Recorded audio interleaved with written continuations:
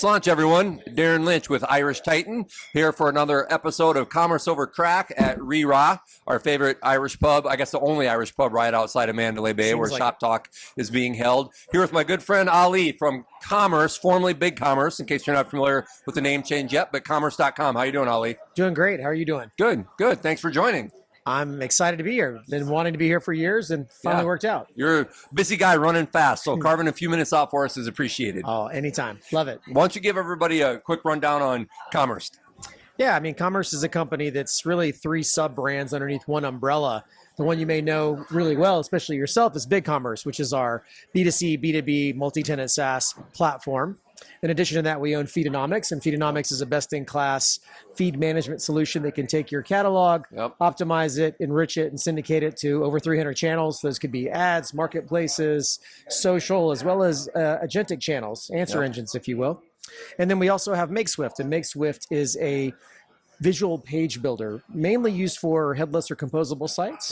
But we'll soon be having that released on our Commerce platform in a non-headless fashion as well. I think the combination of those three sub-brands is pretty powerful and compelling argument. We've been doing Big Commerce work for a long, long time. Adopted Feedonomics a few years ago, and I'm a big fan strategically and practically of the feed management capabilities there. So you guys are well positioned with the combination of those three. Yeah, I think it helps differentiate us in the market and offer more to our customers because we can solve more than just commerce problems or more than just data problems. It's really a combination of the two. Yeah. Well, you and I talk all the time. You're talking to merchants and prospects and partners all the time. So leading up to Shop Talk and here at Shop Talk, what are you hearing as a frequent topic of conversation? I mean, the buzz or discussion around agentic commerce, what that means, what the future of that's going to be, how practical or real is it today, those are top of mind for most of the brands and companies that we're speaking with here at the show. And then in addition to that, surprisingly, in some sense, because 2025, you didn't hear as much about it, I'm seeing greater emphasis on just replatforming, needing to get to a new platform, a more modern platform, or get off of a build that wasn't done well. So that's encouraging. Right. Yeah, I think that, do you think, I'll pose this as a question, do you think that some of the maturation of AI, agentic commerce, and I think if you break that down from working backwards from checkout to discovery to maybe structured data underlying all of that, do you think that's maybe prompting some of the replatforming conversations? I don't know. I think so far it's really based around what traditionally prompted replatform conversations. I'm spending too much money on tech that I'm not using. It's not built in an optimal way, so I can't extend it. Part of that extending it could be things related to agentic commerce, but so far I'm personally not seeing the correlation between the two. But again, a ton of demand around what is agentic, what's the future, what can I take advantage of today? Yeah. Well, as grizzled veterans from the industry, I used to say I'm a dinosaur by e-commerce standards. My first e-com project was way back. I shouldn't even say it. Started in 1997. Okay. And then I realized dinosaurs went extinct. So that's a bad analogy. That's a bad analogy. Now I use grizzled veteran. Grizzled veteran is good. I like that. Right. That. Yeah. But as grizzled veterans, we've been through the waves of replatforming, which seems to happen every 3, 5, 7 years, something like that. Yeah. So what those typically portend, it seems like, is a wave of innovation then too, right? Either they're prompted by that or they prompt it.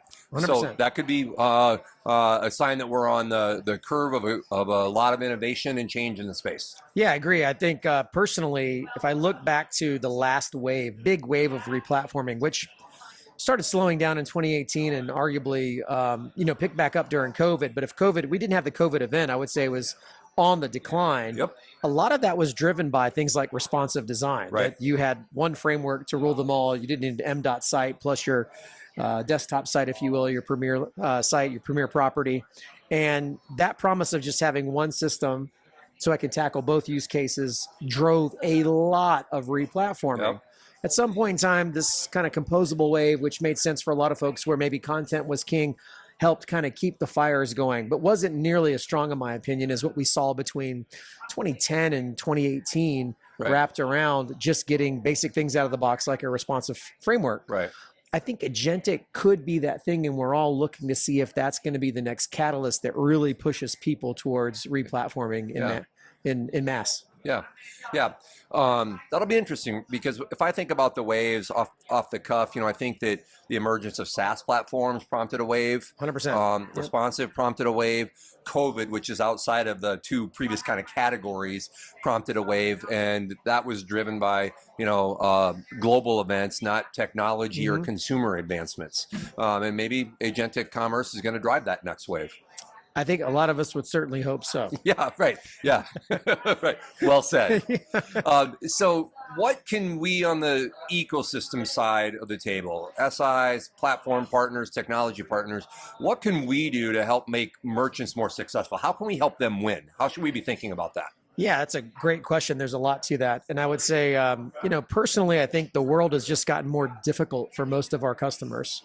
Most brands and merchants out there now have a new channel that they have to think through and what the implications of that channel is. So there wasn't a such thing as an answer engine 5 years ago. There are now. People are using those for discoverability. So if you think about agentic commerce and if you loop in discoverability into that, it's very big and prevalent today.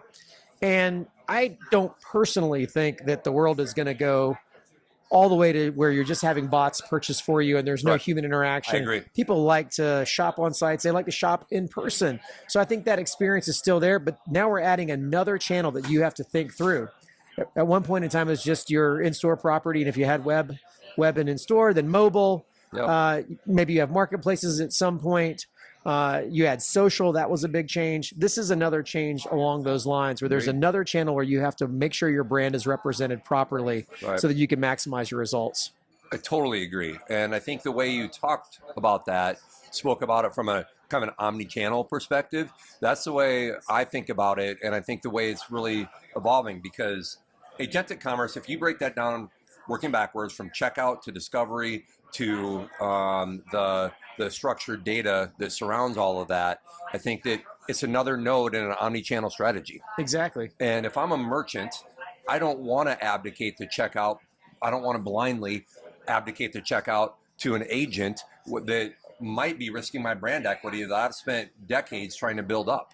I want that agent to help people find me, but then I want to bring them to my site so I can leverage my loyalty program, my upsells, cross-sells, my brand equity. That's right. Yeah. And I think the other challenge today is that the art of the possible is broad. It's wide. There's a lot of things that you can do right now in the realm of agentic commerce or using these tools that we have. Right. And what actually makes sense for your brand? Is it worth being an early adopter? Should you Me Too and let folks innovate, have the bumps and bruises, and then learn what's worth investing in? So I think part of our jobs working with customers and merchants and brands is to make sure that we're educating them as best possible for what makes sense for them at their particular kind of stage of digital maturity, if you will. Yep, totally agree. I think that merchants are busy trying to run their businesses, right? To create product, source product, manage product and pricing and promotion, and navigating all of that in the face of the onslaught of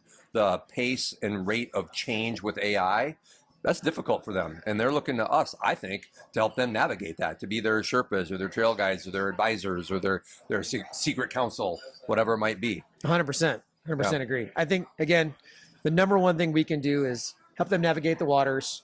And I love giving reality along the way. This is what people are actually experiencing because there is a lot of sizzle and not as much steak just yet, but we're getting there. And I think things are evolving so rapidly that 6 months from now, the things that we were talking about today could be irrelevant. They could be completely transformed, or there could be more steak than sizzle. And we're really in a world where things like agentic commerce are driving a lot of results for our customers. To your point about the conundrum, is it best to be an early adopter or a fast follower? Right. And said differently, one of the previous guests today said it's like high school sex. All your friends are talking about, but nobody's really doing it. Which is a pretty good analogy. It's a good analogy. It's interesting. I'll tell you. I was not expecting that, Darren. Right. Well, I'll tell you, we've said it, and I wasn't expecting it either. We will land there. Thanks for being here, Ali. Thanks for all the friendship, partnership over the years. Thanks for tuning in, everybody, for Commerce Over Craic. We'll be back. Sláinte.